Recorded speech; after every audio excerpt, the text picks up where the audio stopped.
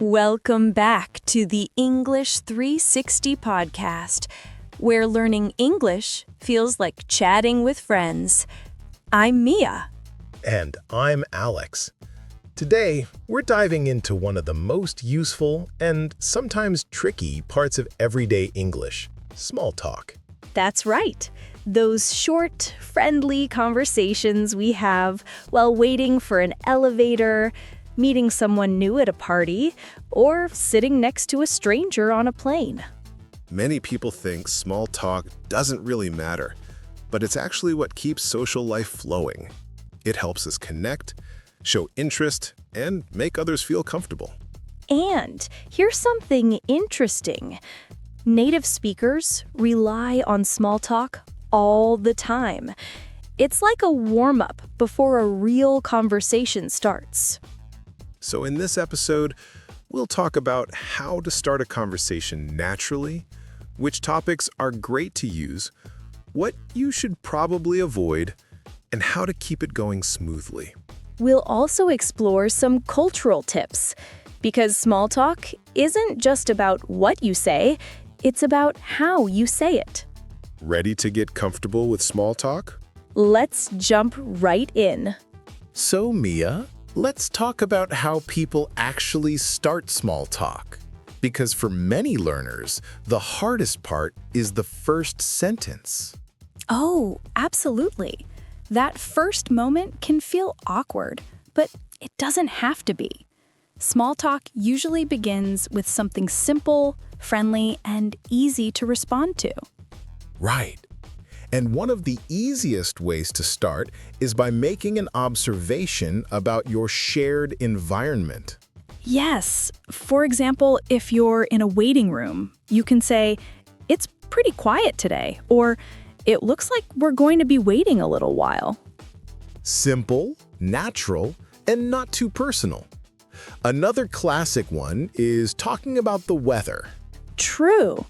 People joke about it, but it really works. You can say, "What a nice day," or "It's colder than I expected today." And the great thing about weather is that everyone has an opinion, and it never feels intrusive. Another approach is to ask a light, open-ended question. Something like, "How's your day going so far?" Or, "Is this your first time here?" Yes.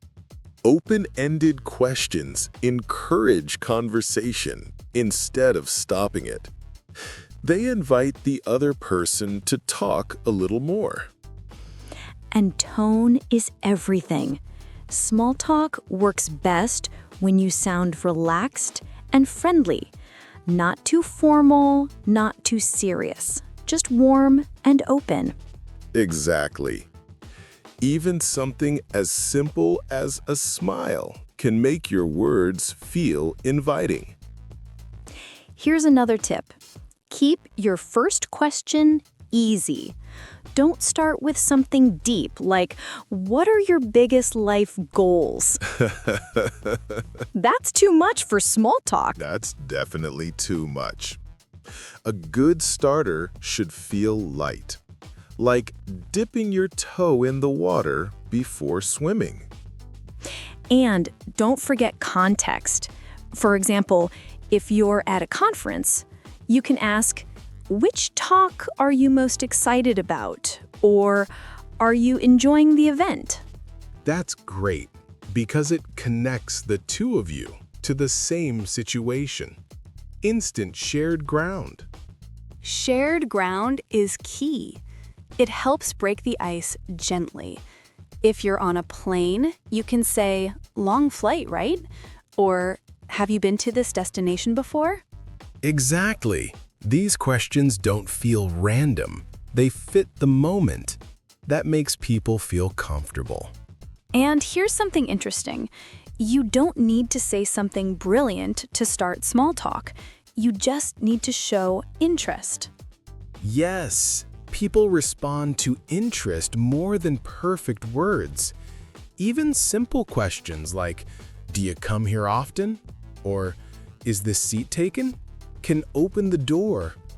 And if you feel nervous, remember this. Small talk isn't about impressing anyone. It's about connection, even if it's quick. Well said. And the more you practice, the more natural it becomes. Starting a conversation is like learning a dance. The steps feel easier each time. So true. And learners should remember that most people appreciate small talk. It makes the world feel friendlier. So don't overthink it. Start with something simple, smile, and let the conversation flow. Now that we know how to start small talk, let's talk about something just as important: choosing the right topic. Yes, because once the conversation begins, you need something light, friendly, and safe to keep the flow going. Exactly. And the good news is there are many topics that work almost everywhere. Let's start with one of the easiest: hobbies. Oh yes, hobbies are great. You can ask, what do you like to do in your free time? Or, have you picked up any new hobbies recently? People love talking about what they enjoy. It feels personal, but not too personal. And it opens doors to so many follow-up questions. If they say they like reading, you can ask what kind of books they enjoy. If they love sports, you can ask which team they support. Another classic small talk topic is movies and TV shows. You can say, have you watched anything good lately? Or do you have a favorite show? That always gets people talking, because entertainment is something we all relate to. And then we have a wonderful topic: travel. Even short trips count. You can ask, do you have any travel plans coming up? Or what's a place you'd love to visit? Travel is amazing for small talk because it's full of stories. People light up when they talk about places they've been or want to go. True. And if they've never traveled, they usually still enjoy talking about dream destinations. Another easy topic is food. You can ask, do you have a favorite restaurant around here? Or what kind of food do you like? Food is universal. Everyone eats. And you can ask follow-up questions like, do you enjoy cooking? Or are you trying anything new lately? Exactly. Food conversations can even lead to funny stories or personal experiences. Music is another simple, enjoyable topic. Try asking, what kind of music do you like?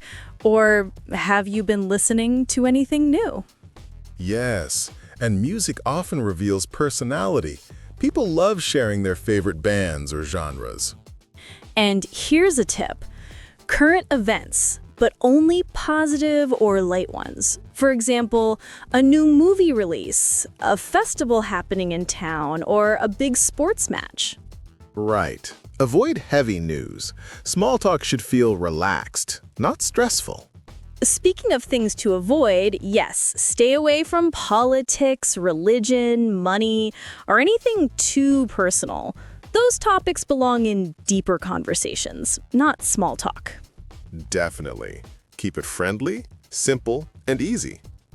One more topic that people often forget: compliments. For example, I really like your jacket, or your backpack looks cool. Compliments are great. They create instant warmth. Just make sure they're respectful and genuine. Yes, a sincere compliment can spark a pleasant, natural conversation. So, to summarize, great small talk topics include hobbies, movies, TV shows, food, music, travel, and light current events. And don't forget friendly compliments. They can open the door to great interaction. With topics like these, small talk becomes easy, natural, and enjoyable. So, Mia, we've talked about how to start a conversation and what topics to use. But now comes the part most people worry about. How do you keep the conversation going? Oh, absolutely. Many learners say, I can start small talk, but then I don't know what to say next. That's super common. The first secret is simple. Show interest. When someone talks, listen actively and react.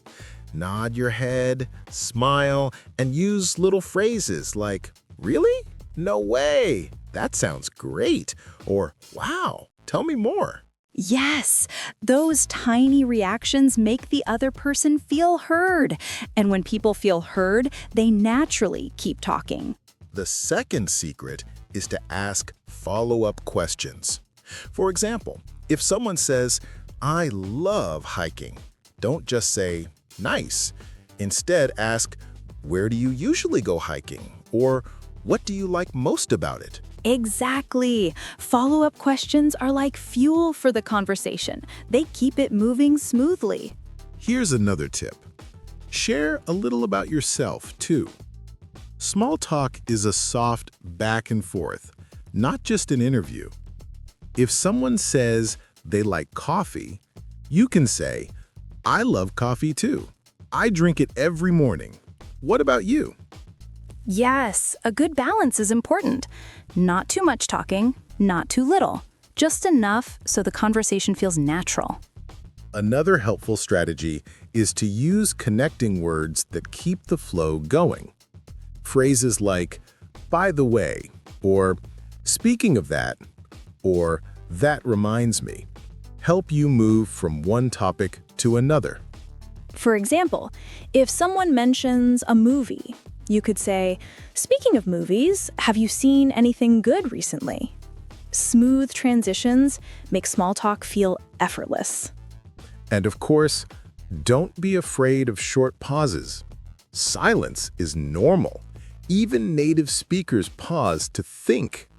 Yes, pauses aren't awkward unless you make them awkward. Just breathe and shift to another easy topic. Food, plans for the weekend, hobbies, anything light.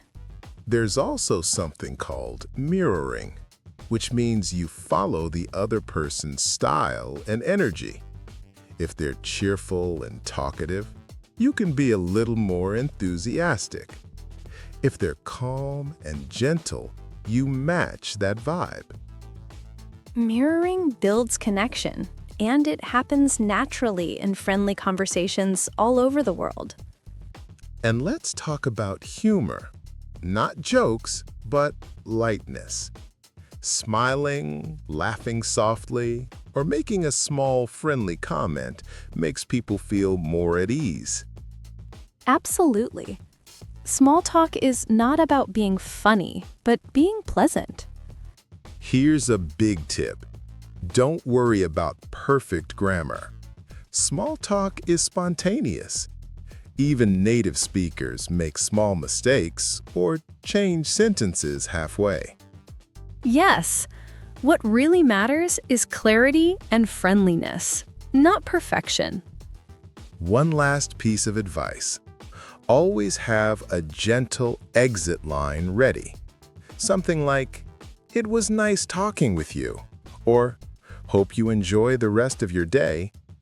Friendly closings show you're polite and confident, and they make the conversation feel complete. So, with interest, follow-up questions, sharing, transitions, and a warm attitude, keeping small talk alive becomes easy. Before we wrap up today's episode, let's quickly review what we learned about making small talk feel natural and enjoyable. First, we talked about how to start a conversation. A simple greeting, a friendly comment, or an observation about your surroundings is all you need to open the door. Then we explored easy topics that always work: hobbies, movies, food, music, travel, light current events, and sincere compliments. These topics help you connect without pressure. After that, we learned how to keep conversations going, show interest, ask follow-up questions, share a little about yourself, and use smooth transitions like "by the way" or "that reminds me." And remember, small talk doesn't need to be perfect. It just needs to feel friendly. Smiling, listening, and being present matter much more than perfect grammar. Absolutely. Small talk is a skill, and like any skill, the more you practice, the more natural it becomes. So don't be afraid to start a small conversation today, at work, in a cafe, or even online. You might be surprised at how many great connections begin with just a few simple words. Thank you for joining us on the English 360 podcast. And we'll see you next time for another episode designed to help you speak with confidence.